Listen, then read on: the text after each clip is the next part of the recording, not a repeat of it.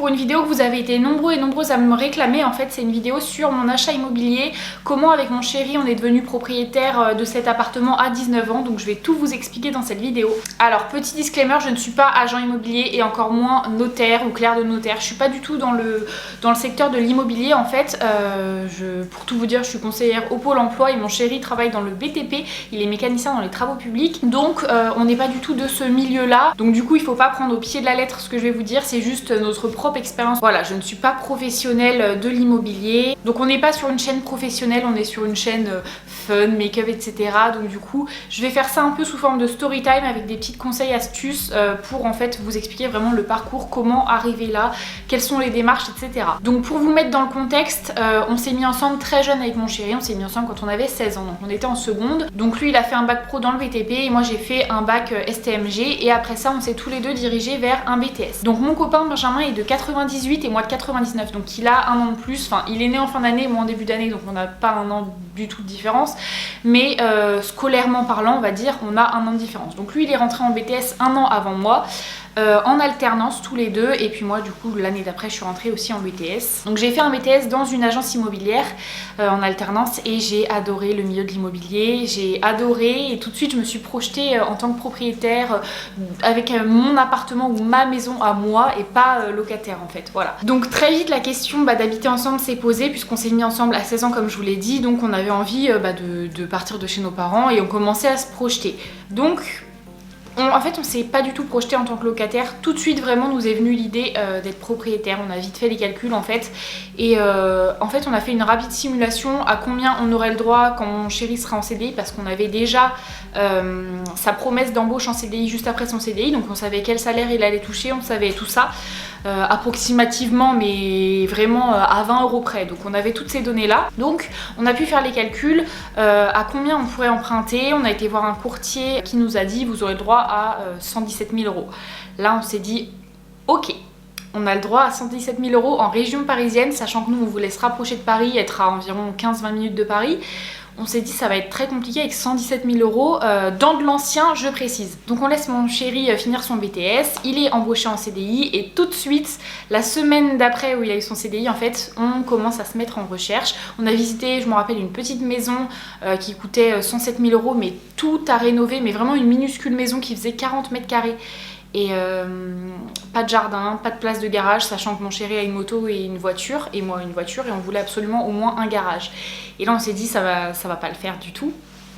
Donc bon, on a mis ce projet de côté pendant 5-6 jours et en passant dans une ville où on va tout le temps en fait, où on allait tout le temps faire nos courses, on est passé devant une cabane de vente tout simplement qui vendait des appartements immobiliers, donc un lot en fait, un lotissement d'immeubles. Donc on est je crois, pour l'instant on doit être 5-6 immeubles, 1, 2, 3, 4, 5, je crois qu'on est 5 immeubles, il y a le 6e qui est en train de se construire en face et il y en a un autre qui va se construire et donc voilà, il y avait cette cabane de vente. Donc nous on rentre, on va demander des renseignements, on est tombé sur un vendeur, comment dire, très aguicheur en fait, vraiment vendeur parfait, menteur, voilà, bon ça c'est une autre histoire.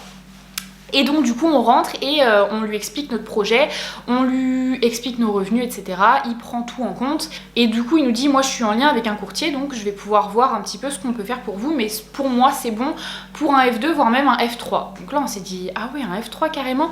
Il nous dit oui voilà, les F3 ils sont à, je crois qu'ils étaient à 210 000 minimum et les F2 à partir de 163 000 €.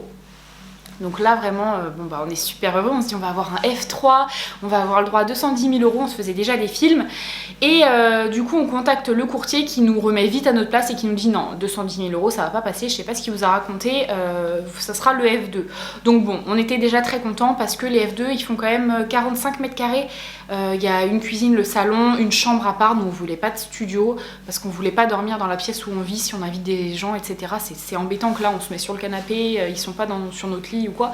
Donc voilà, et une salle de bain et un grand balcon dont on ne sert pas mais bon qui est quand même très agréable, une belle exposition et une place en box.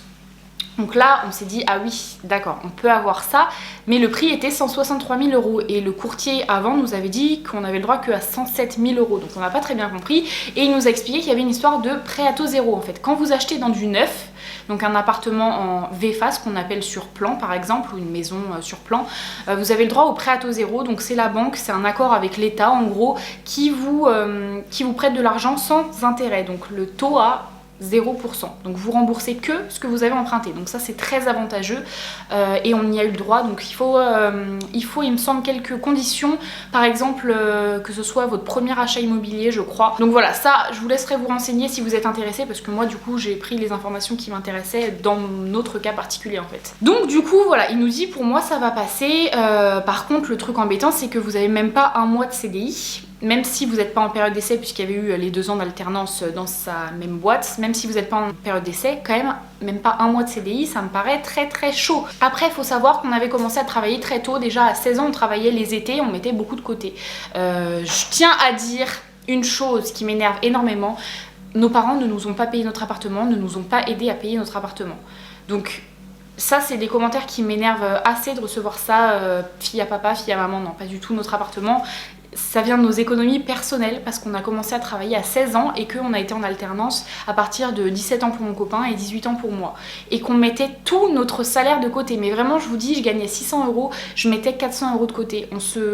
C'est pas qu'on se privait parce qu'en fait on gardait notre argent pour sortir avec nos amis. C'est vrai qu'on s'achetait pas beaucoup de vêtements ou autres, mais dès qu'on avait envie de quelque chose vraiment, on se l'achetait. Donc voilà. Mais sinon, au niveau des sorties avec nos amis, on se privait pas, on sortait... vraiment comme tout le monde, même plus puisque beaucoup de nos amis n'étaient pas eux en alternance, donc n'avaient pas de salaire. Donc voilà, et après il y avait forcément la voiture à payer, l'essence, l'assurance, puisque oui c'est pas nos parents qui nous payaient notre essence, voilà. Je tiens à dire vraiment qu'on s'est débrouillé tout seul. Et du coup voilà, petite parenthèse fermée, donc du coup on a commencé à mettre vraiment très tôt de côté, et du coup on avait un bon apport qui aurait suffi à payer vraiment nos frais de notaire, la cuisine, les sols et un apport pour la banque en fait, parce qu'ils vont vous demander de leur donner une petite partie pour montrer que vous êtes fiable en fait en gros et que vous savez mettre de côté. Donc ça c'était notre point fort, on mettait beaucoup de côté et on dépensait presque pas, donc nos comptes étaient vraiment très bien tenus. Mais ça vraiment je tiens à insister, il faut vraiment très bien tenir vos comptes parce que la banque va tout éplucher. Mon chéri a été dans le négatif de 70 centimes à cause d'une erreur en fait, vraiment il a commandé quelque chose et il avait son salaire le lendemain qui tombait et il avait mis de côté juste avant, donc en fait il a dépensé je sais plus une bêtise vraiment sur AliExpress, 1 € et quelques, et il a été dans le négatif de 70 centimes et la banque en a vraiment tenu compte. Donc voilà, faites attention à ça. Moi je sais que la banque m'a félicité pour ma tenue de compte, donc malheureusement comme j'étais moi en alternance, je pouvais compter dans le crédit, je suis propriétaire autant que mon chéri, mais c'est comme si je gagnais 0 € par mois. Alors que je gagnais 600 € en première année, 700 et 900 € en deuxième année vu que j'avais changé d'âge. Donc bon, du coup, on se dit avec un salaire, ils vont tout éplucher, et moi mes comptes comptent moins que ceux de mon chéri. Bon, la banque a mis beaucoup de temps, on s'est essuyé beaucoup de refus de prêt, ça a été très très compliqué. Normalement on aurait dû avoir le crédit dans les 3 mois qui suivent, sinon notre appartement était plus réservé et puis ils pouvaient garder la caution si on leur fournissait pas en fait tout simplement de refus de prêt en fait, de preuves. Désolée si vous entendez quelque chose, c'est ma chienne qui ronfle à côté, elle ronfle très très fort. Et donc voilà, on s'est dit très compliqué, au bout de 6 mois, toujours pas de crédit. En fait, on a réservé l'appartement en octobre 2017 ou 2018 je crois, enfin ça fait déjà au moins 2 ans bientôt. Et on a eu notre crédit, il me semble, en mai. Donc octobre, novembre, décembre, janvier, février, mars, avril, mai. Donc 7 à 8 mois on va dire. Donc c'était très compliqué et donc un jour le promoteur immobilier nous appelle et nous dit on vous retire l'appartement. Donc là c'était très compliqué, sachant qu'on n'arrêtait pas en fait, on n'arrêtait pas de fournir des documents, on appelait le courtier qui ne nous répondait plus, on le harcelait, il faisait le mort en fait, et ça c'était vraiment très compliqué. Choisissez bien votre courtier, nous on repassera jamais par celui-là.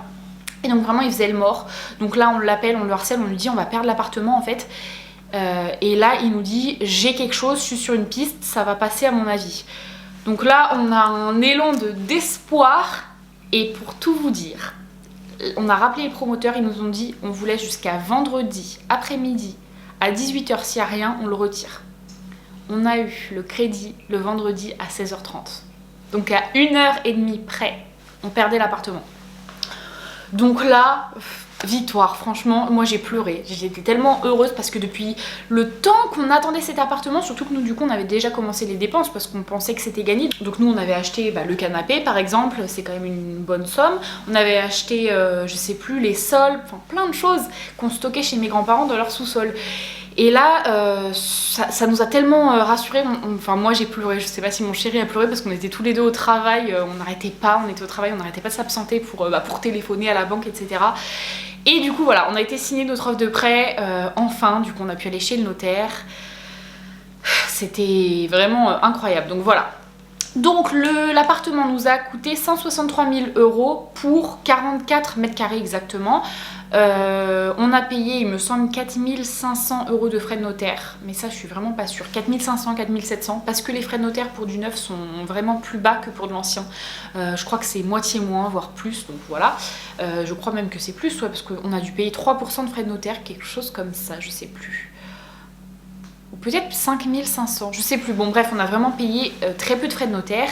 On a dû verser du coup l'apport à la banque, donc on leur a fait un chèque ou un virement, je sais plus, pas grand chose finalement. Je crois qu'on a dû leur donner 7 500 €, donc l'apport pour la banque 7 500, plus l'apport, enfin la réservation, le chèque de réservation qu'on a donné au promoteur immobilier 3 500 je crois, ou 3 000. Donc bref, on était déjà à 10 000, plus les frais de notaire. On va dire, on était à 15 000 en tout, et après bon il fallait payer la cuisine, les sols, etc. Donc on avait au moins 20 000 €, on va dire, d'apport, enfin de côté quoi. Donc il faut vraiment avoir beaucoup d'argent de côté, ça sachez-le, surtout si vous achetez dans du neuf ou quelque chose à rénover, hein, il va falloir avoir vraiment de l'argent de côté. Ou après à voir si vous pouvez vous faire aider par vos parents, etc. Donc pour résumer, il va vous falloir un CDI et une tenue de compte parfaite, voilà. Donc du coup, si je peux me permettre de vous donner quelques petites astuces, quelques petits conseils, parce que c'est des choses qu'on aurait aimé savoir avant. Donc première chose, c'est la localisation, je crois que c'est le plus important. Il faut vraiment que vous soyez bien placé, que vous ne regrettiez pas d'avoir acheté à 30 km de votre travail parce que c'était moins cher, oui, mais votre travail à 30 km x 2, parfois même x 4 si vous rentrez manger le midi. Enfin, ça va vraiment être insoutenable en fait, à force, ce temps de trajet par jour. Ça va vraiment finir par vous embêter en fait. Donc la localisation, à savoir si vous n'avez pas le permis, il faudrait qu'il y ait quand même un carrefour, etc. Nous je sais qu'on a le carrefour qui, en fait on a juste le passage piéton à traverser et on est au carrefour, donc c'est vraiment cool, on peut faire nos courses sans voiture. Donc c'est un avantage. Si on a besoin de n'importe quoi, on a tous les commerces, on a plein de restaurants, c'est super sympa. On sait qu'on est proche de nos travails, donc mon chéri est à 15 minutes, 20 minutes de son travail, et moi je suis à 10-15 minutes de mon travail, donc c'est vraiment très cool. Je parle avec les bouchons en plus, parce que nous en région parisienne, on est au nord de l'Essonne en fait, pour vous donner une idée, on a tout le temps des bouchons, donc avec bouchons, avoir si peu de temps de trajet, c'est vraiment pas mal. Donc voilà, la localisation, point très important. Ensuite, il va falloir que vous décidiez si vous prenez une maison, un appartement. Nous, on a toujours vécu en maison et c'est le problème qui se pose actuellement. On ne pensait pas que vivre en appartement, ce serait si compliqué. On a une voisine à gauche, d'ailleurs, il faudrait que je vous fasse une story time sur elle parce qu'elle est horrible. Mais si c'est encore pire que ma story time avec mes voisins. Là, c'est un level au-dessus. Et donc, bref. Ça, il va falloir prendre en compte que vous aurez peut-être des voisins bruyants, vous aurez peut-être du vis-à-vis. Nous, on a un immeuble qui s'est construit juste en face. Bon, après, ça va, ça nous cache pas du tout la luminosité. Puis on a des rideaux qui cachent bien. Donc, et puis c'est quand même assez, enfin c'est pas collé non plus, mais bon, le vis-à-vis, par exemple, on peut pas bronzer sur notre balcon parce que tous nos voisins vont nous voir. Voilà, après, bon si vous avez un appartement, vous n'avez pas par exemple la pelouse à tondre, mais juste par contre au niveau du bruit des voisins, vous voyez, là par exemple, je sais pas si vous entendez un bruit de fond, mais il y a la femme de ménage qui passe l'aspirateur dans le couloir. Ça peut être embêtant. Bon après c'est son travail, je critique pas, mais voilà, j'ai choisi de tourner ma vidéo, elle s'est mise à passer l'aspirateur. Elle pouvait pas savoir forcément, mais bon. C'est embêtant de vivre en communauté. Nous, on a beaucoup de mal et c'est pour ça qu'on pense partir très rapidement. Le jardin, ça nous manque beaucoup. Nous, on aimerait un jardin. Voilà, il y a plein de choses à prendre en compte. On n'a qu'une chambre. On a un projet bébé, si vous avez vu ma vidéo sur ma fausse couche, voilà. Ça va forcément devenir trop petit bientôt. Donc bon, maintenant la situation est autre parce que mon chéri a changé de travail et il a plus du tout le même salaire. Et moi, bon maintenant je travaille, je suis plus apprentie, donc la situation est tout autre. Et du coup, on pourra maintenant acheter une maison. Mais voilà, c'est beaucoup de critères à prendre en compte. Il faut vraiment réfléchir. Nous, on s'est peut-être un peu précipité. Après voilà, on ne regrette pas non plus parce que bon, ça nous permet de payer un crédit plutôt qu'un loyer. Donc d'ailleurs, pour vous donner une idée, On paye nous de crédit par mois 565 € pour un 2 pièces à 15-20 minutes de Paris. Les loyers sont de 750 € minimum à 850 €. Il y a une fourchette de 100 €, donc on va dire 800 €.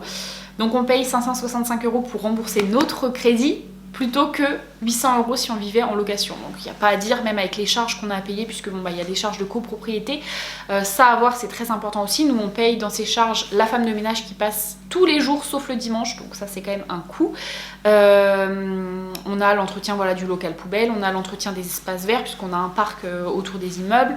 On a l'eau qui est dedans, donc voilà, c'est un coût à prendre en compte. Donc voilà, du coup, on est vraiment gagnant, même si on paye 565 € plus, je sais pas, environ 100 € de charge. Je grossis parce qu'en vrai, je crois que c'est 80 €, mais on sait pas encore exactement puisqu'il y a toutes les nouveautés à payer vu qu'on est arrivé dedans en octobre. Donc ça fait que 7 mois, quelque chose comme ça.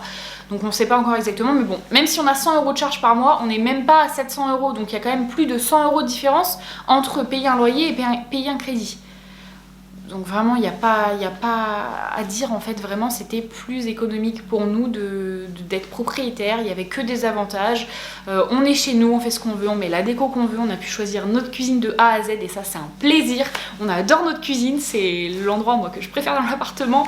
On peut avoir, je sais pas, notre chien parce que des fois il y a des propriétaires qui veulent pas que les locataires aient des animaux, donc nous on a notre chien, notre chat, enfin vraiment c'est très agréable, c'est vraiment cool mais il y a beaucoup de critères à prendre en compte. Après, à voir, si à 19 ans vous êtes bien chez vos parents, que vous vivez chez vos parents, que vous vous sentez à l'aise et que vous n'avez pas envie de partir mais que vous avez un CDI et que vous voulez devenir propriétaire, vous pouvez toujours acheter un appartement, rester chez vos parents et mettre cet appartement en location. Donc du coup les locataires vont payer votre crédit, vous ça vous fera une opération nulle. Disons que vous vous empruntez je sais pas 500 € par mois et que les locataires remboursent 500 €, ça vous fait perdre 0. S'ils remboursent 600, bah, ça vous fait gagner 100 € tous les mois. Donc ça c'est faisable aussi. Bon nous on avait envie de vivre dedans à deux, mais si vous êtes célibataire, que vous n'avez pas envie de partir chez vos parents, c'est une très bonne solution. Vous pouvez même être locataire et acheter un appartement et le faire louer, c'est possible aussi. Mais du coup voilà, c'est que mon avis, mais acheter jeune, ça n'a que des avantages. Nous on a été habitués, nos parents ont été propriétaires aussi assez jeunes et voilà, on se voyait pas rester locataire toute notre vie et même à 30 ans ne pas être propriétaire, on n'avait pas envie de ça en fait, tout simplement. Après, bien sûr, il y a plein de styles de vie, de modes de vie, je critique pas, c'est juste mon avis personnel et je voulais vous donner des astuces, voilà, c'est tout. Pour récapituler, CDI, en période d'essai, avoir mis de l'argent de côté, se rendre à la banque ou chez le courtier, voir à combien vous avez le droit, recherche de biens, donc recherche de ce que vous pouvez avoir pour tel prix. Donc si c'est du neuf, bon bah signature de la réservation, si c'est de l'ancien, vous faites un compromis de vente, donc vous pouvez faire une offre une offre en fait plus basse et après vous pouvez signer le compromis et après bon bah passage chez le notaire et bienvenue chez vous, voilà tout simplement. J'espère en tout cas que cette vidéo vous aura plu. Si vous avez des questions, n'hésitez pas en commentaire à me poser toutes les questions que vous voulez, je répondrai à tous les commentaires. Si vous voulez, vous avez mon Insta aussi ici, je réponds à tous les messages sur Insta, donc si vous voulez me poser des questions, vous voulez m'expliquer votre expérience professionnelle, ça m'intéresse vraiment d'ailleurs, n'hésitez pas à me le dire en commentaire si vous êtes propriétaire, jeune aussi, c'est très intéressant de savoir ça. Et puis voilà, moi je vous fais plein de gros bisous et je vous dis à bientôt dans une prochaine vidéo. Bye. 1, 2